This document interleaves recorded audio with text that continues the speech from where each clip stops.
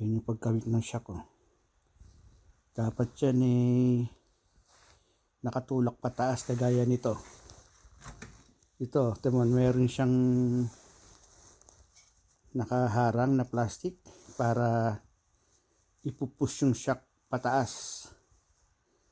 So kaya nilagyan siya ng ganito. Itong isa, yung luma ay talagang wala na, very weak na talaga. Kaya isa yan sa possible na yung coil spring na bali. Dahil yan ang nagko-control dun sa yung impact na pababa. Dahil nalubak o na dapat isa yan sa shock na magko-control din. Para yung load medyo magaan, kasi pag itong shock, pag biglang nito lubog, pressurize yan, hindi yan basta-basta magbababa.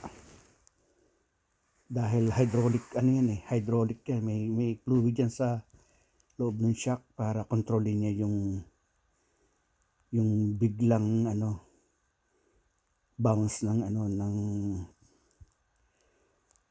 ng biglang baba ng coil spring. Pero kung sira na itong shock, wala nang control. Kaya tuloy-tuloy na siyang yung coil spring lang ang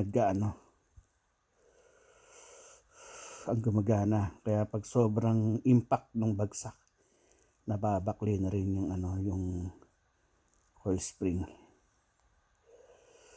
So kaya pinalitan ko na rin yung shock at saka itong coil spring.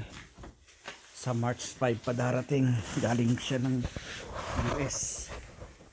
Hindi kita, madilim bali rin siya. Pagka tinanggal ko pa, kita ko rin sa inyo. Okay, bye.